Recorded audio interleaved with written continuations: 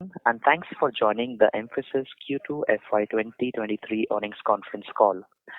I am Aman, your moderator for the day. We have with us today Mr. Nitin Rakesh, CEO of Mphasis, and Mr. Manish Duggar, CFO. As a reminder, there is a webcast link in the call invite mail that the Mphasis management team would be referring to today. The same presentation is also available on the Mphasis website, www.mphasis.com. in the investor section under the financial and filings, as well as on both the NSE and BSE websites. Request you to please have the presentation handy. As a reminder, all participant lines will be in a listen-only mode, and there will be an opportunity for you to ask questions after the presentation concludes. Should you need assistance during the conference call, please signal an operator by pressing star then 0 on your touchtone phone. Please note that this conference is being recorded. Before we begin, I would like to state that some of the statements made in today's discussion may be forward-looking in nature and may involve certain risks and uncertainties.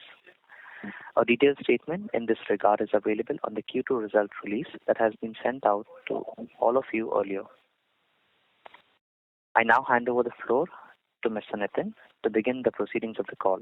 Thank you, and over to you, Nitin. Thank you, Aman, and thanks everyone for joining us today. Apologies for a late start. We were waiting for confirmation on the upload of the deck to the exchanges. This is a unique and dynamic environment that presents both challenges and opportunities for all of us. Regardless of the circumstances, we continue to move forward from a position of strength. We have a foundation of strong industry solutions, marquee client base, and earnings and cash flow. All of this will help us continue to execute our growth strategy and insulate it from market challenges. Let me start by sharing some insights that we witnessed from our vantage point. As per a recent tech spending survey by Bain, 2/3 of surveyed enterprises expect to increase IT spends in 2023. Tech spends appear to be more resilient relative to the volatile macro conditions compared to their behavior in the past. Furthermore, changing deal constructs and managing flexibility in fixed costs favor tech spends. Top client priorities continue to be leveraging the cloud for digital transformation and leveraging data and analytics for decision-making and customer intimacy. Nearly 2/3 of the surveyed enterprises expect vendor consolidation to be a priority area, which we believe is likely to play out with greater vigor in 2023 as enterprises contend with difficult macro conditions. Our Q2 FY23 revenue represents a 16.8% YOY growth in constant currency terms. Direct revenue grew 2% quarter-over-quarter and 19.2% year-over-year in constant currency. In second quarter FY23, we experienced a furlough impact from a key client. Together with slightly greater than expected ramp down in our mortgage BPO LOB, this impacted our sequential growth in second quarter FY23. Our direct business accounted for 94% of revenue in this quarter. DXC's contribution to our revenue is 44.6%. Given the low and declining contribution of DXC to our overall revenue, direct business strong growth reflects our overall growth. Regarding geographic growth, our anchor geography, Americas, has fared better with an overall growth of 20.4% in constant currency terms. Excluding DXC, the US growth is marginally higher at 21.4% in constant currency terms. From a services perspective, our application service line has been a driver of our growth, with 34% growth in direct apps in this quarter, thanks to the secular themes of digitization and transformation. We believe that continued strong growth in apps is a testament to our continued investment in the right service areas using our unique Trizen squad-led competency development model, as well as our ability to leverage the repeatability that comes with this highly efficient model. All our verticals saw double-digit year-over-year constant currency growth in this quarter. Our anchor vertical, banking and financial services, which saw impact from a decline in the mortgage LOB, nonetheless grew 15.3% in constant currency terms. Direct BFS grew 15.7% in constant currency terms on a YOY basis. We continue to enjoy market share gains with our key BFS customers. Direct TMT grew 33% year-over-year in constant currency terms. This is a focus vertical for us. Direct logistics and transportation business grew 16.5% in constant currency terms. Our smaller verticals such as healthcare, clubbed in the other segment, continue to grow faster, registering 34% year-over-year growth within direct. This robust growth of smaller verticals reflects the success of our new client acquisition strategy. I will speak more about it in a few moments. Contribution from fixed price as a percentage of revenue has risen by 410 basis points on a year-over-year basis. FY23 builds on our client mining improvement in FY22.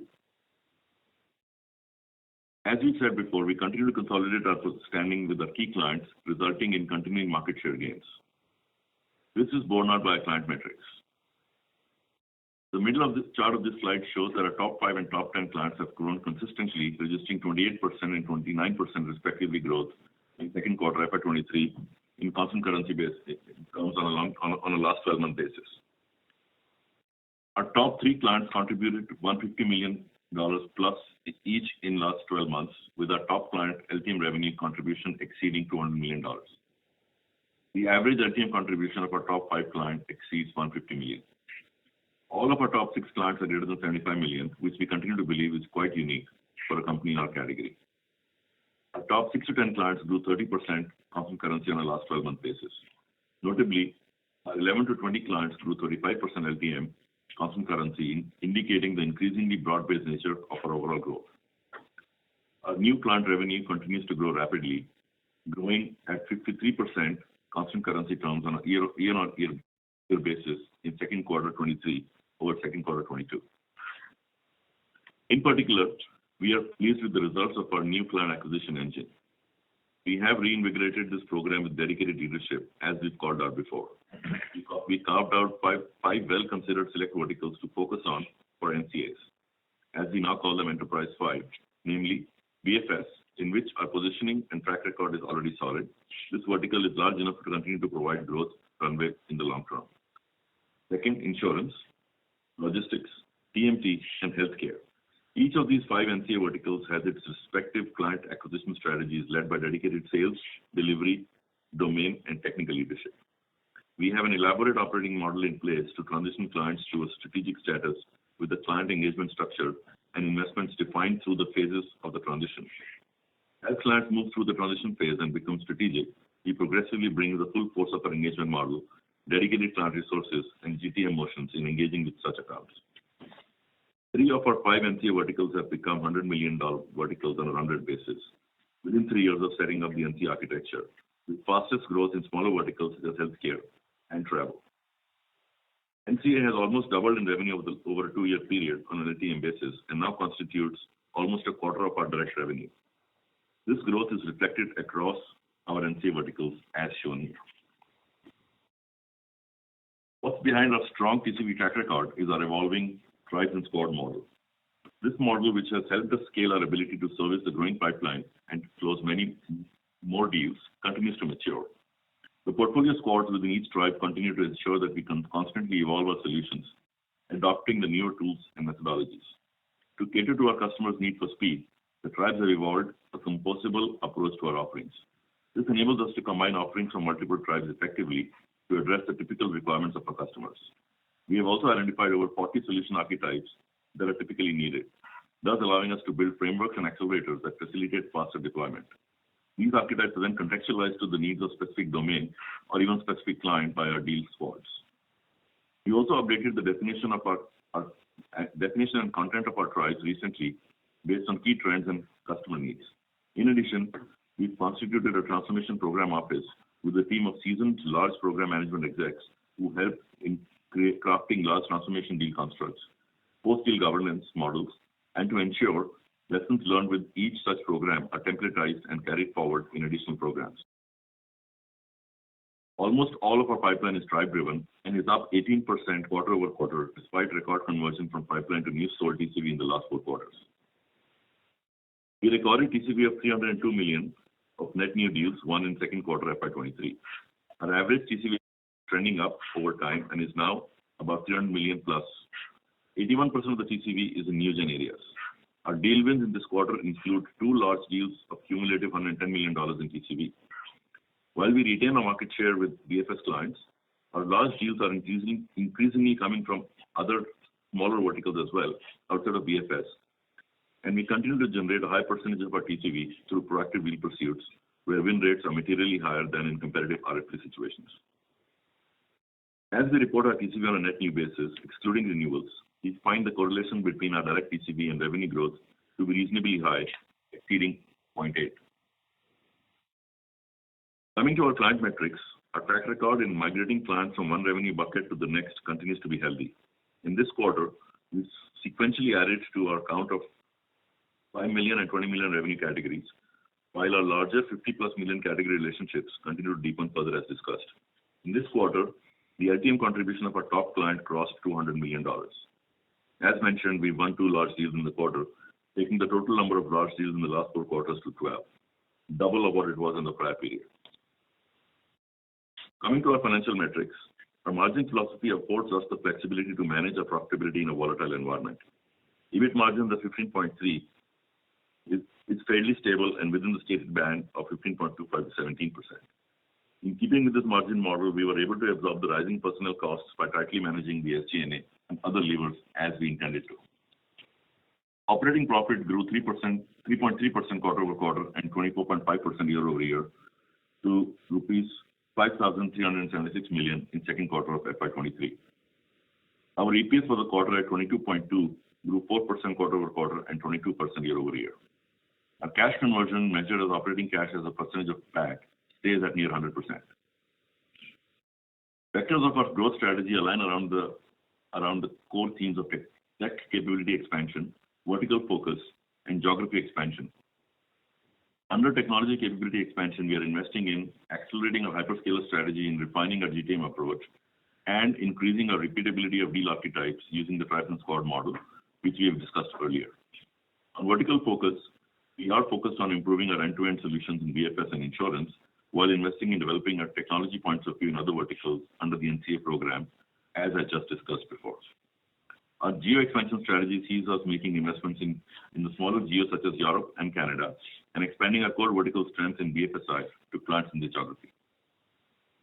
We have conceptualized and are well positioned to execute against our playbook for growth in the current environment, depending on how the macro pans out.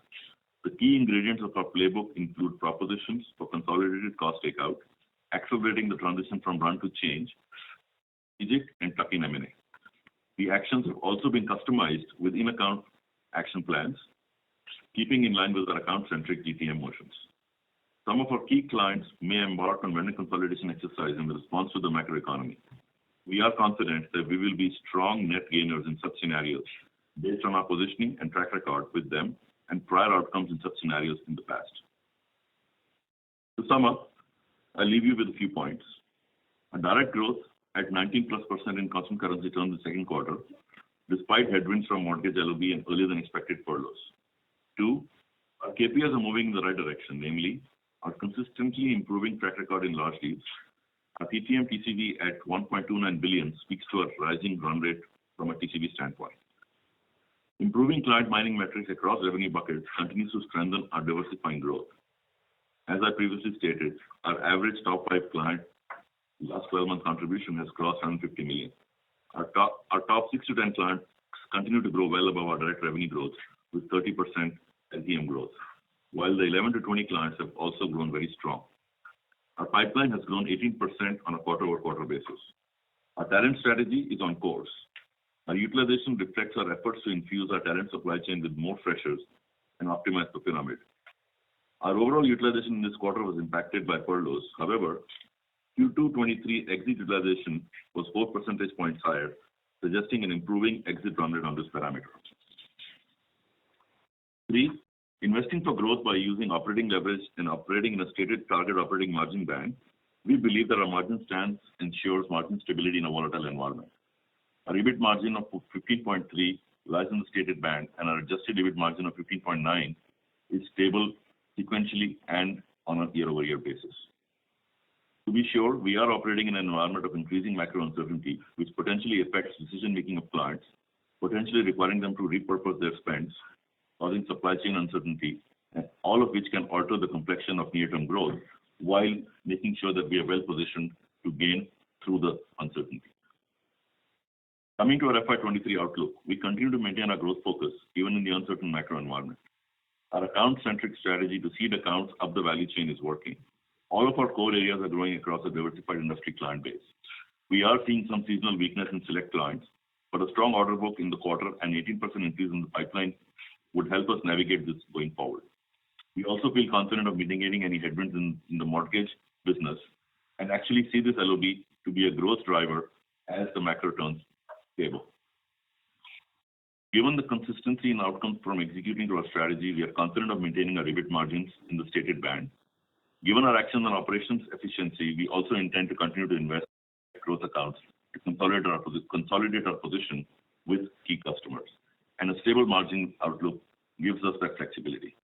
With that, I'm going to open up the line for question and answers. Operator?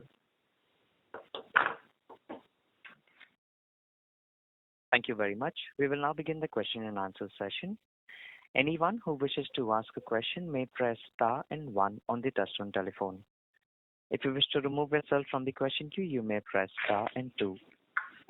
Participants are requested to use handsets while asking a question. Ladies and gentlemen, we will wait for a moment while the question queue assembles.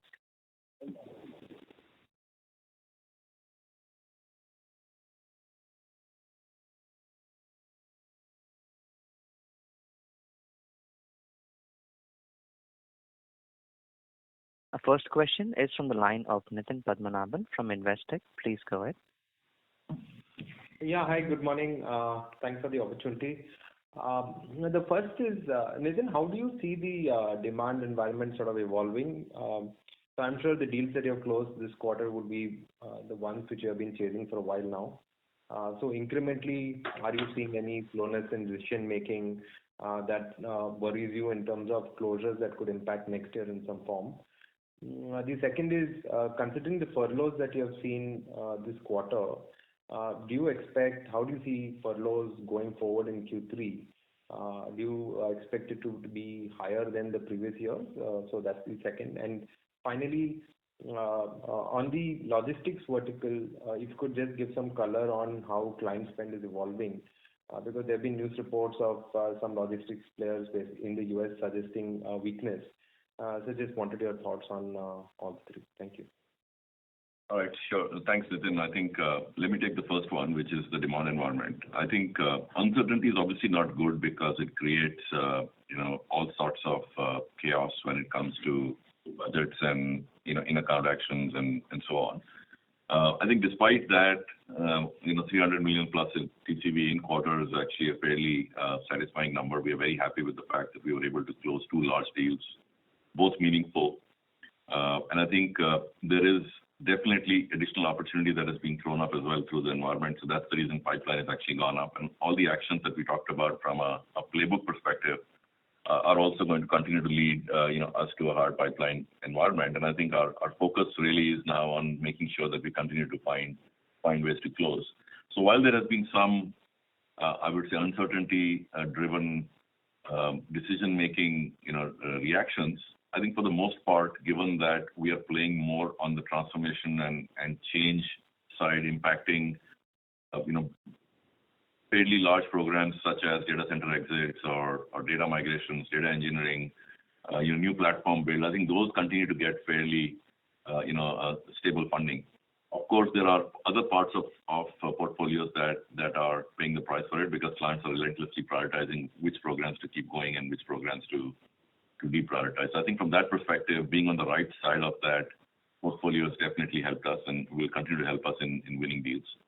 I think as the macro pans out and we get a better idea of the 2023 budgets, in Q4, we'll probably have a better sense of real impact. But at least at this point, given our TCV velocity, given our pipeline, which definitely to me is the lead indicator for what happens next, I think we feel pretty good about where we sit from a deal closure, deal origination standpoint. I think not only are we closing, we're also originating, which is kind of extremely important.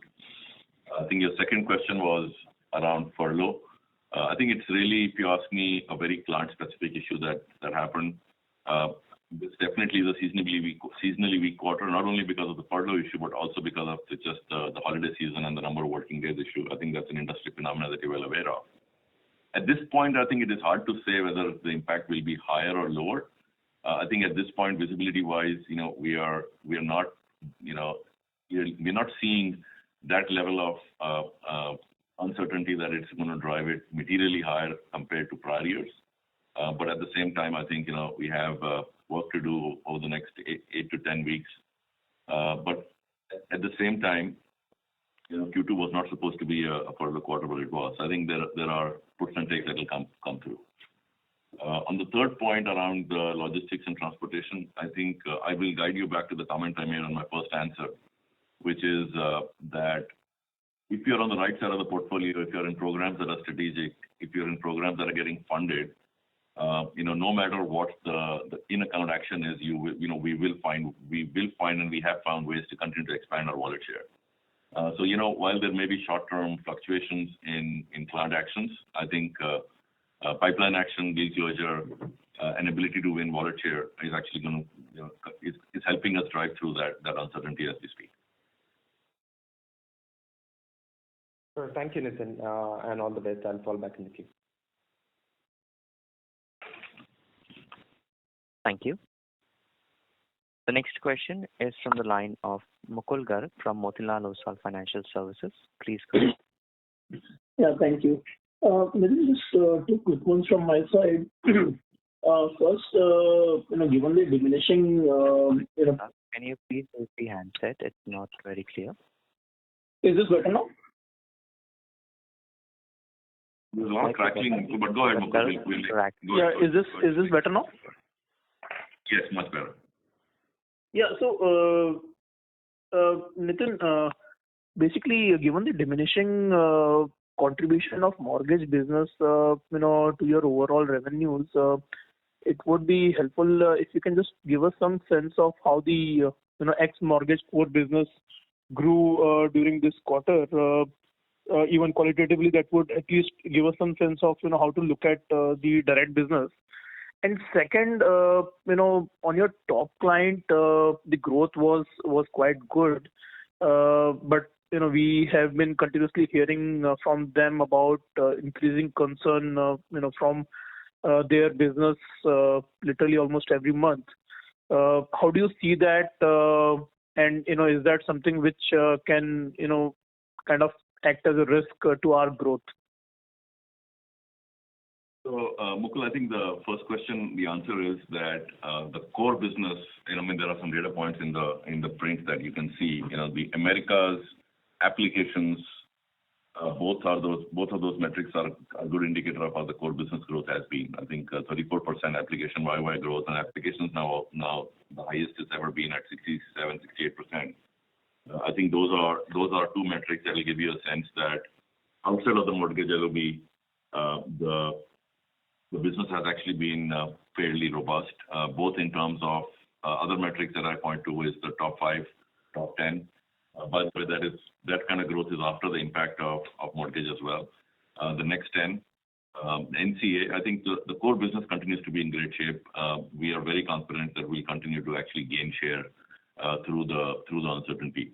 The second aspect of the issue around mortgage itself is that it is a very key part of the U.S. banking industry.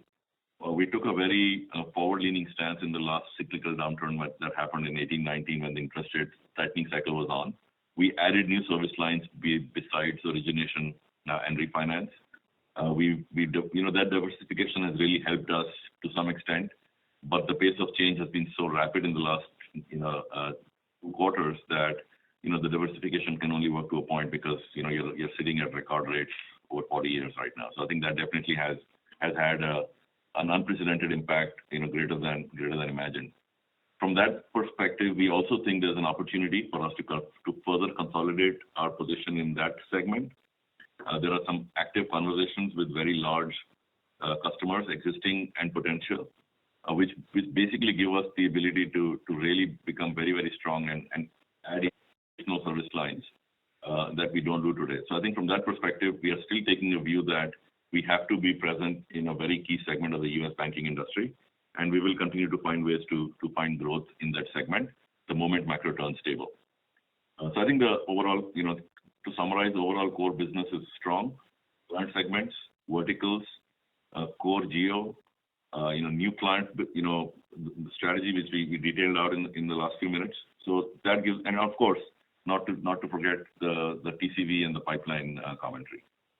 Around the top client discussion, I think rather than get into a specific discussion around the top client and the and the weather forecast from their business guys, I think the best thing really is to stay focused on where the spend is going, where there's opportunity, and how do we expand the target addressable market in account, which is exactly what we've done in the last 6 months.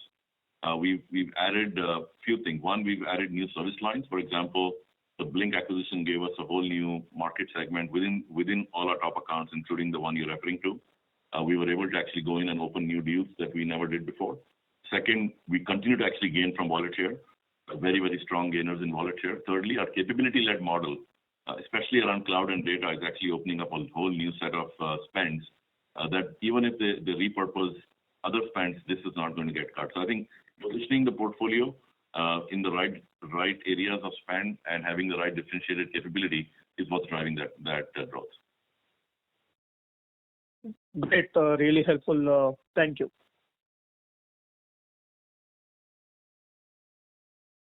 Thank you. The next question is from the line of Mohit Jain from Anand Rathi. Please go ahead. Yes, sir, I have 3 questions. One is that TCV sort of suggests higher growth for us, but last 2 quarters have been relatively low. A lot. Mohit, can you pick up the handset, please? The speaker is creating some noise, I think. Can you hear me? Can you hear me now, sir? Yeah. So compared to the TCV wins that we had, the growth reported in the direct business for last 2 quarters is relatively slow.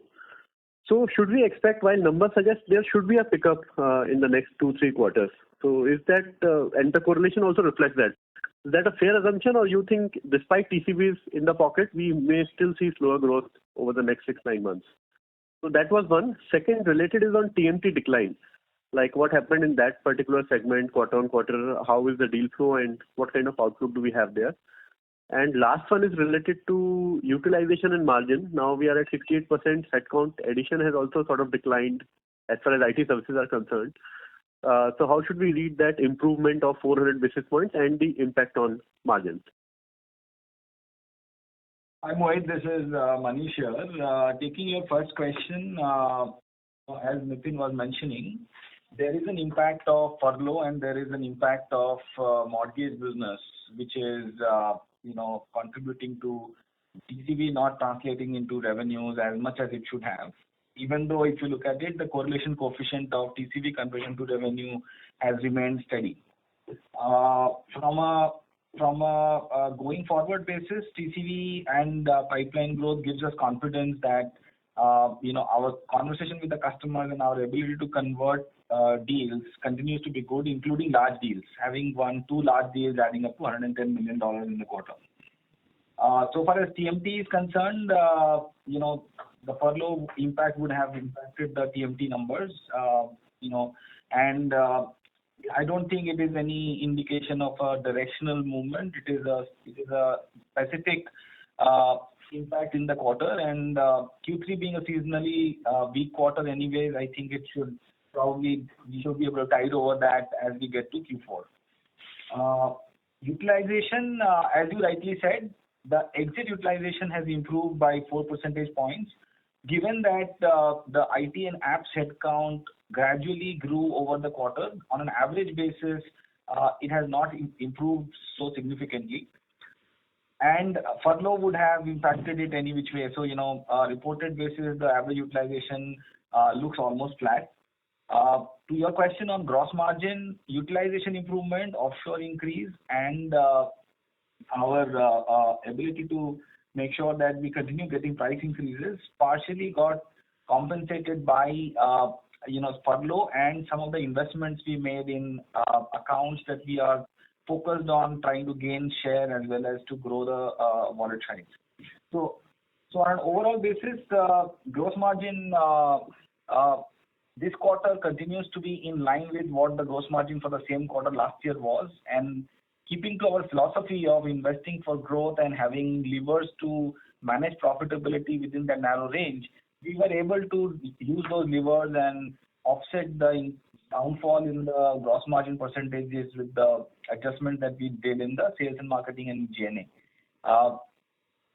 As we have maintained, we continue to be confident on maintaining the margin in that range of 15.3 to 17.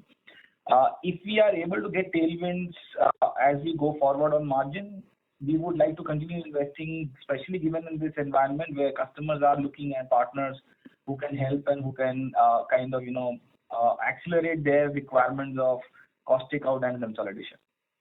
Just one more point to that. I think from a pipeline perspective, TMT is actually fairly strong even today. Yeah. So I think this was a very specific client weakness was that disruption.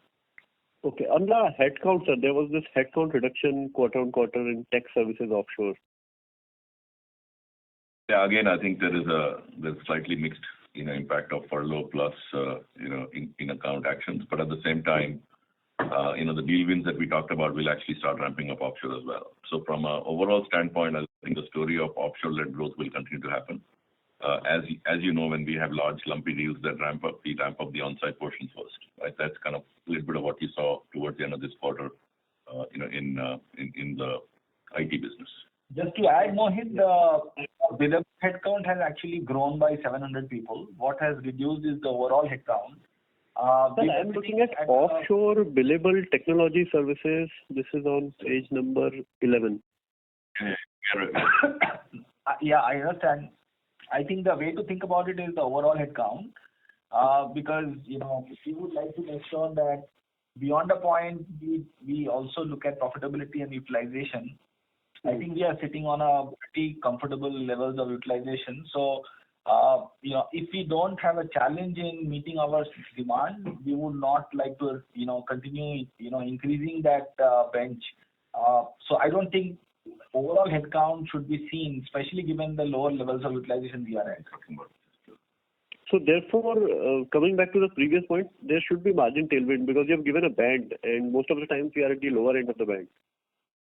Yes, there should be margin tailwind as long as we make sure that we don't, the decision-making process is really around, do we need to invest with a customer in a deal in a particular capability. So I think as utilization improves, as some of the tailwinds from supply, headwinds from supply receipt, yes, offshore tailwinds, we definitely see a bias on the upward side with the margin. But again, we will make a decision depending on what the business needs, because I think at this point in time, having a forward-leaning stance in finding growth with customers is going to take priority.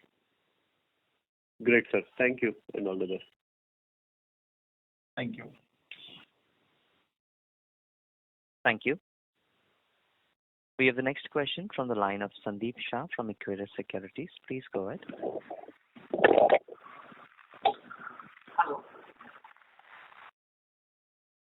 Yes. Yeah, can you hear me? Use the handset. Yes, go ahead. Yeah. Thanks for the opportunity. Just in terms of the client in which we witnessed the furlough in this quarter, is it that client is back in terms of normal operations, or there could be some further impact in this quarter as well?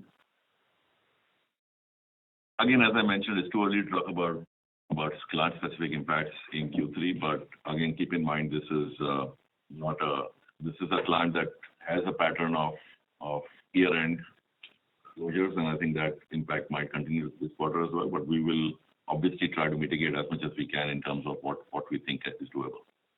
Okay. And Nitin, can you throw some light in terms of how the mortgage business one should look like going forward basis? Is it now bottomed out, or there could be further headwinds as of entering into second half? Yeah, unfortunately, I think it's very hard for me to give you a forecast because all said and done, as I mentioned, it is a key part of our portfolio. It's a key part of the US banking industry. There are parts of the business that actually have grown in the last 3 quarters because that was the whole counter-cyclical investment we made towards other lines such as home equity, diligence, and servicing. There are still parts of that business that we haven't yet invested in. As I mentioned, right now, our stance is to consolidate our position because we are one of the leading providers. We've obviously also integrated tech with it. So there are customers where we might actually end up, taking a big role in rolling out a whole new service line for them, build the platform, then run the operation, use offshore as a leverage to lower the cost, and so on. So I think there is a lot happening in that vertical. It's very hard for me to give you a specific answer on when it will bottom or what the outlook will be. I think we just have to deal with that uncertainty for a little while longer until we see some stability. But I am 100% convinced that there is a lot of growth to be had in that business, the medium to long term. Okay, helpful. And just last bookkeeping question, what is the difference between adjusted EBITDA margin of 15.9 versus reported 15.3? EBIT, not EBITDA. Manish? Yeah, sorry, EBIT. So the primary adjustment that we are sharing with you is, if you remember, when we did the Blink acquisition, we had talked about the fact that there are charges that will continue for a period and then stop, and these are mostly intangible amortization. So the adjustment is only for that, and as the quarters progress, it continues to decline both in absolute terms and in percentage terms. Okay, thanks and all the best. Thank you. The next question is from the line of Dipesh Mehta from Emkay Global. Please go ahead. Thanks for the opportunity. A couple of questions. First, just want to understand the correlation decline now from deal win to revenue conversion. Earlier, correlation used to be 93-94%. Now it came down to 85% when growth rate also moderates, while deal intake remain more or less about 300 million. So can you help us understand how it plays out?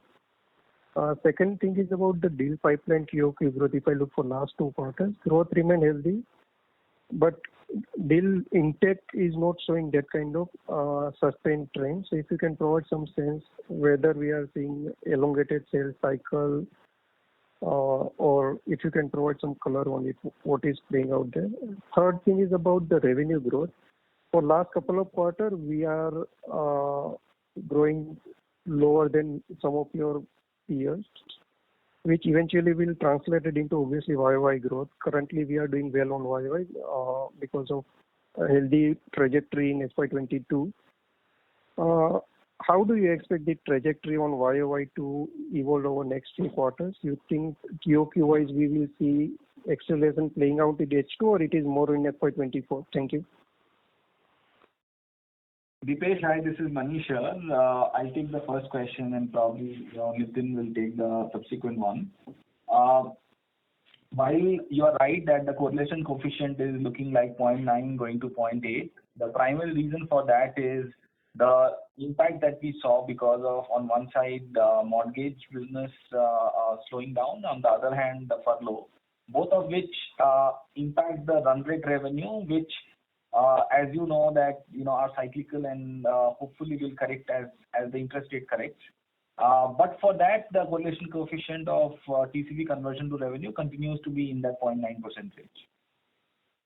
I think on the second point around deal cycles, I think the fact that we did close 300 million plus in TCV despite a segment of our business actually not seeing any large TCVs on the mortgage side should tell you that I think in the core side of the business there is ability to convert and close deals and move forward with customers. I think there is some degree of uncertainty for sure in client execs, especially as they get, they're busy finalizing their FY23 budgets, which is why we had to kind of lean in on some of the survey results to see what stance we should take, what services we should strengthen, and that all of that went into the decision behind creating the playbook that I shared with you earlier today.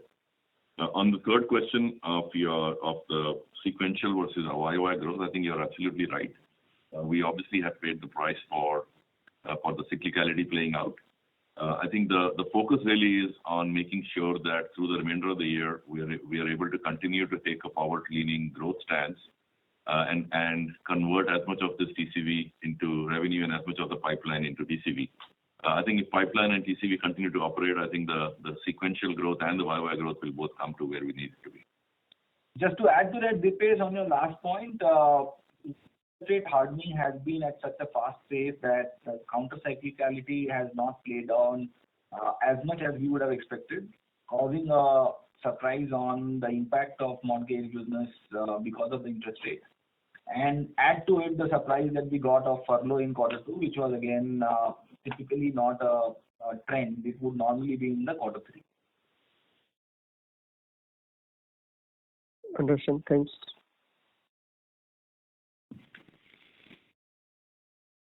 Thank you. Our next question is from the line of Venkat Samala from DSP Investment Managers. Please go ahead.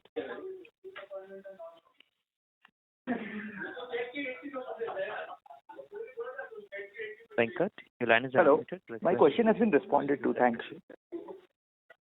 Thank you. Our next question is from the line of Divyesh as a text question on the webcast. What is the reason for decline in non-billable workforce?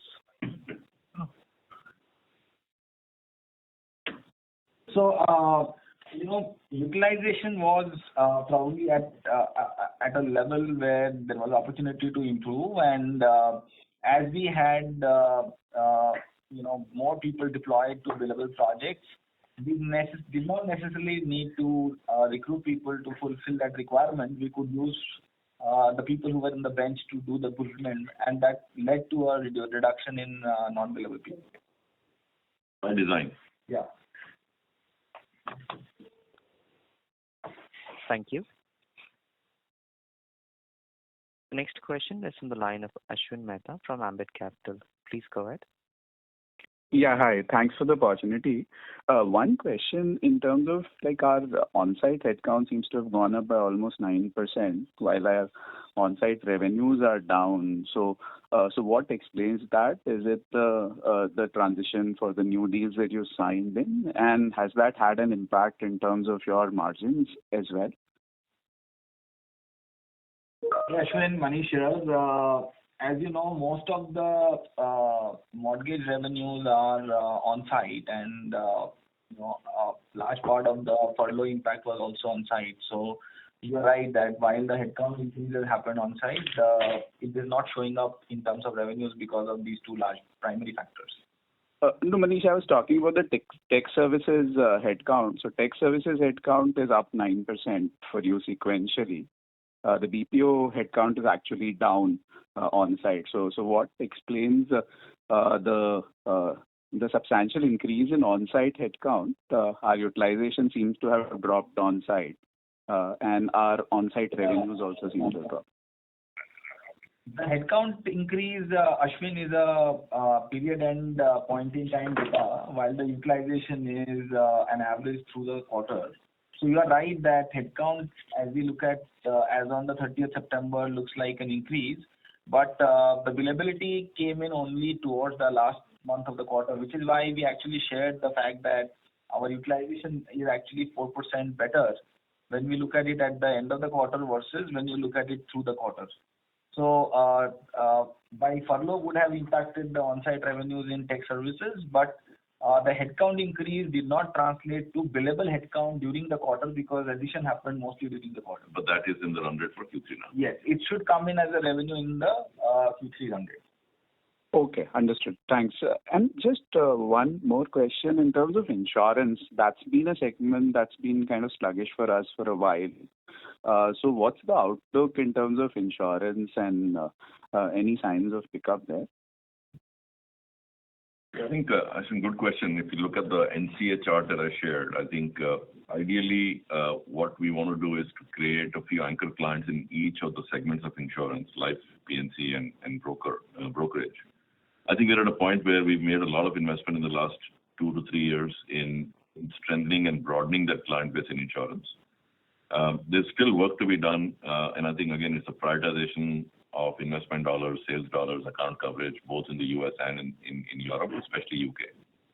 I think we do see that there is runway for us to continue to grow that business line. At this point, I think at least the NCA side of the house has grown well, and we do see potential to add new large marquee names. But it's a motion that is driven primarily by addition of new logos because we do need to expand our client base. We've done some of that in the last 2 years. We've added some marquee logos in those 3 segments, but there's more work to be done there. Okay.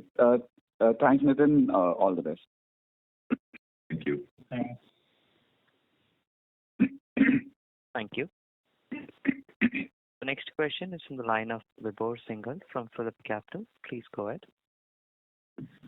Yeah, hi. Good morning, everyone. Thanks for taking my question. A couple of questions from my side. I'm sorry if I missed that number in between. I got dropped off. Can you just provide a broad range as to how much of percentage of our revenue today would be the mortgage-related business, and how much of that would be interest rate sensitive? I know you mentioned it's hard to give an outlook, but as a percentage of our revenue, how big could it be?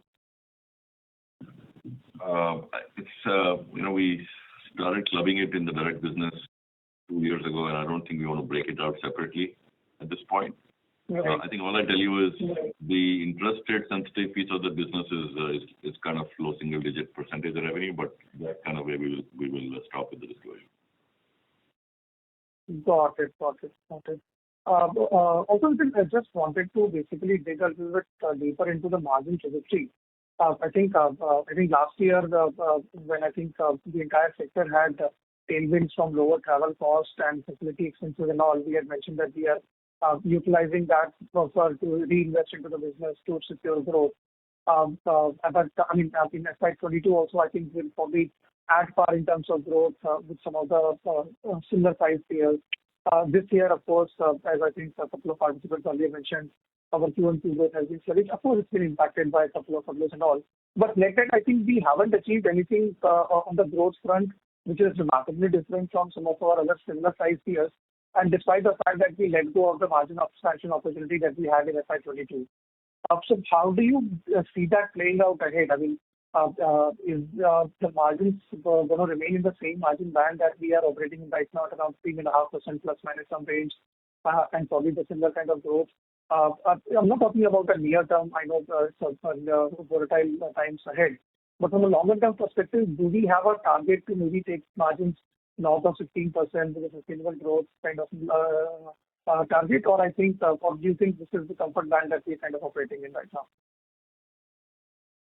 Hi, Vibhor. This is Manish here. A few things. First of all, unlike what you said, last year was actually an industry-leading growth for Mphasis, 34% organic and 36% including inorganic in the direct side of business. We have stated that our philosophy will be to invest in growth while maintaining margins in a narrow band, and we have consistently followed and executed on it. There has been an increase and a decrease in margin in the peer group, but we have remained nearly flat. In many cases, actually, there has been a decline from pre-pandemic margin levels versus where the peer group is today, while we have not seen that happen. Even now, there are significant opportunities for investment, and some of those investments are impacting the reported numbers, and some of those are baked into our reported numbers. The ones which are impacting the reported numbers, we have called it out earlier, the charges for M&A and the stock compensation that we have given to our leadership team. Having said all of that, I think we continue to have significant margins. We have talked about utilization. We have talked about price increase continuing to come in. We have talked about the continuing reduction in stock compensation and M&A charges. And we keep making sure that if there are opportunities to invest where the returns are more than what we would do with the cash generated in our balance sheet, we continue making that investment. What you see today is a confluence of quite a few things coming together, leading to the softness in revenue. I don't think it should be seen as an indication of a directional change. Like Nitin mentioned, everything that relates to our strategy to growth, whether it is account-centric growth, whether it is app-oriented growth, whether it is top 5, top 10, top 20, whether it is vertical expansion, whether it is making sure that competency-led and new-gen proactive deal wins. I think we are seeing significant positivity in all of those metrics as it relates to our core business. And we feel confident that our strategy of continuing to invest in growth while maintaining margins in a stable range is the right strategy to adopt. Having said all of that, we have also said before that we believe there should be a northward bias to the margin. It's a question of when and not if. And the reason why it's a question of when is because there is a uncertainty in the macro, both in terms of what we see happening from a geopolitical perspective as well as what we see happening from a supply perspective. So as some of those things become clearer, we will have a better view of when that margin expansion will start becoming visible. But otherwise, the strategy continues to be investing for growth while maintaining margin in a narrow range. Got it, Manish. Thanks a lot for answering that question in great detail. Really glad to hear that we maintain that northward bias in the margins. Difficult times, I know about the times ahead at this point of time. But thanks for explaining that in detail. Thank you so much for taking my questions, and wish you all the best. Thanks. You're welcome. Thank you.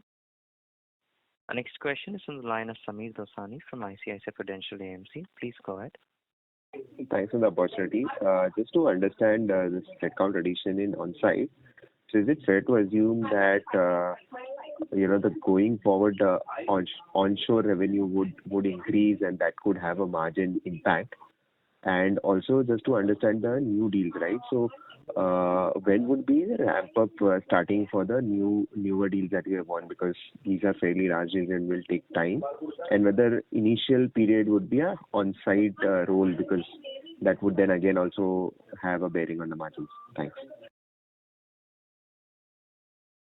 So Sameer, first of all, the headcount addition on the IT services, IT and apps business happened towards the end of the quarter, which is why it did not reflect in revenue in the quarter. And like Nitin mentioned, it should come in the run rate revenue in quarter 3. From a profitability perspective, as we had talked about in our previous calls, the deal margins are not measured based on offshore, on-site, etc. I mean, typically we try and make sure that the delivery assurance and the quality of delivery is primary, and then we decide how much should be on-site and offshore. And given most of what we do are proactive and value delivery rather than cost takeout, and when I say cost takeout, it's not an input cost conversation.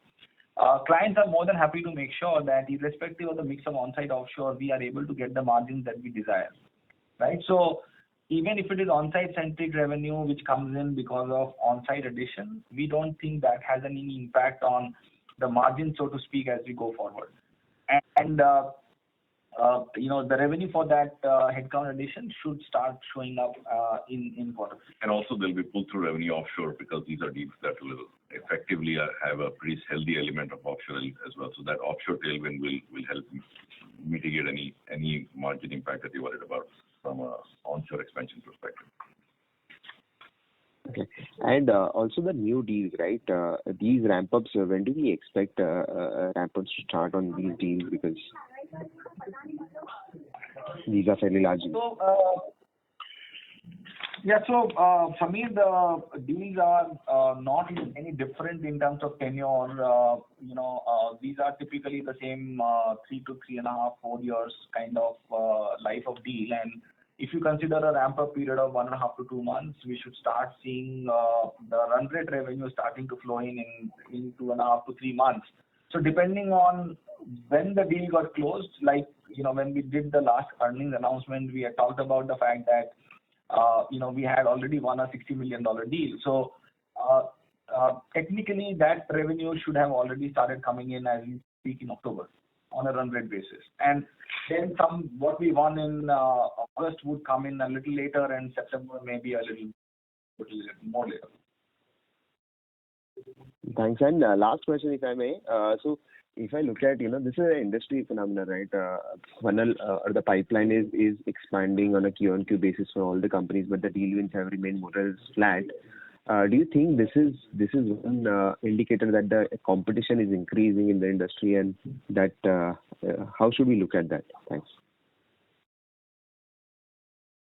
Yeah, I think again, comparability-wise, each company declares a different construct of TCV. So you have to look at their own trend and apples-to-apples comparison of how their trajectory has been. We don't include renewals in it. So I think for us, we are focused on constantly, making sure that we have enough deals in the pipeline for us to get a sustainable, level of growth, especially as we described in the core business in the last few quarters. We've taken up that number quite consistently. It used to be sub 100 a few years ago, then it was 200 plus, 250. range and now 300 plus quite consistently. So I think our effort will be to make sure that we are consistently taking that number higher. This industry has always been hyper competitive because it's not, unlike many other industries, there is no, large scale consolidation. So I think we are used to the competitive intensity. That's the reason why we have to focus on finding our own specializations, differentiations, and positioning in each market that we operate in.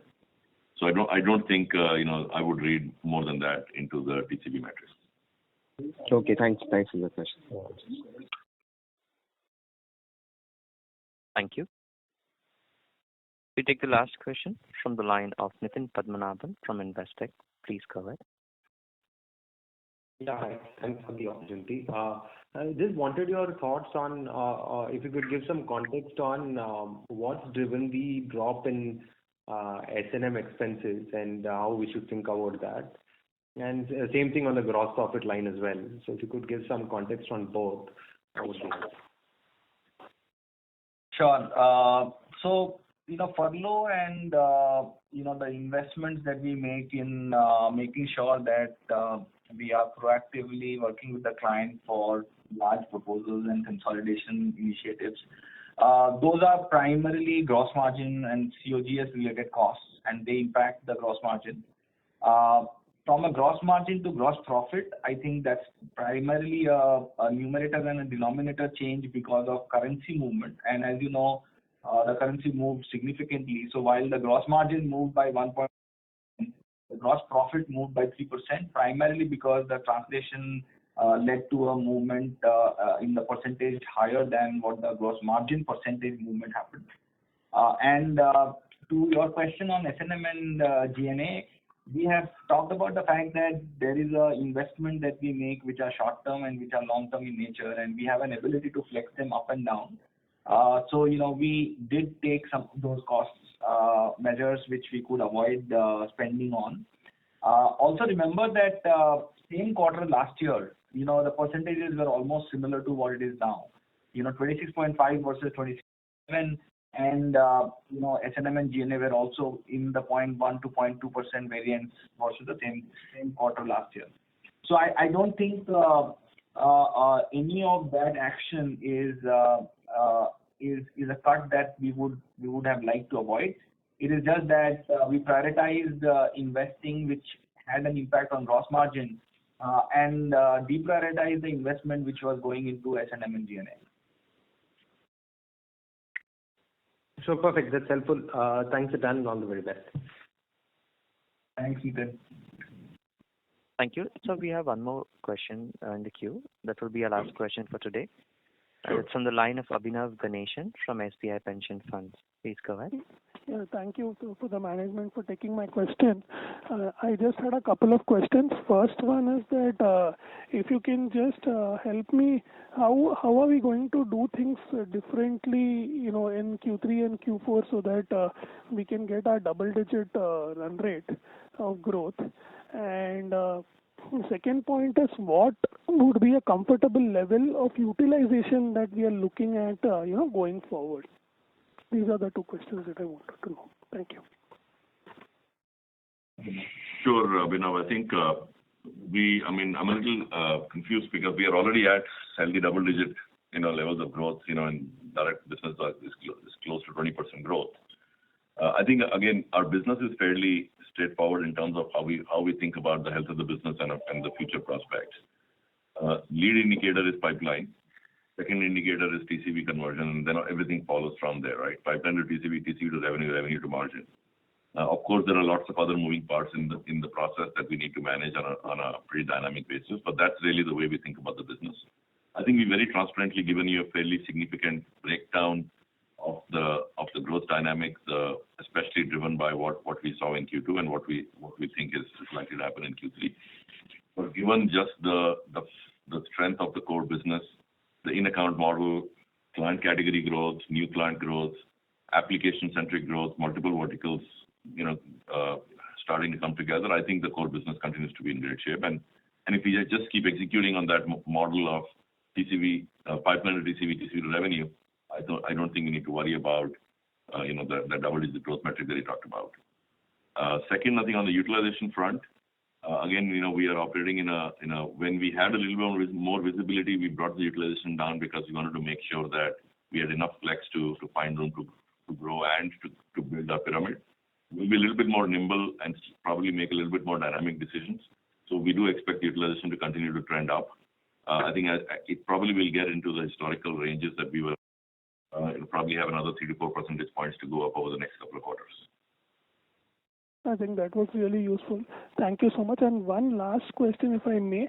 Can you just throw some more color on this $200 million, client that you've added, which segment it is from, if you could just enumerate. Thank you, sir. I'm sorry. No problem. Thank you so much for asking. We can't name a customer, but it is a long-standing relationship of over 20 years, and it has constantly grown with us, and it is a banking customer. Okay, that was really useful. Thank you. Thank you. Ladies and gentlemen, that would be our last question for today. I now hand the conference over to Mr. Nitin Rakesh for closing comments. Thank you, and over to you. Thank you, Aman. I think we're living through some interesting times. Overall, I'm pleased with how we are navigating through this. We continue to focus intensely on executing our strategy and while supporting our clients in this complex environment. We will continue to actively reinvest capital into our business to meet our customer needs and drive organic as well as inorganic growth. Thank you all for your continued interest in Mphasis and your sustained investment in time. Thank you. Wish you guys all a very happy Diwali. Thank you. Thank you very much. Ladies and gentlemen, on behalf of Mphasis Limited, that concludes this conference. If you have any further questions, please reach out to Mphasis Investor Relations at investor.relations@mphasis.com. Thank you for joining us, and you may now disconnect your lines.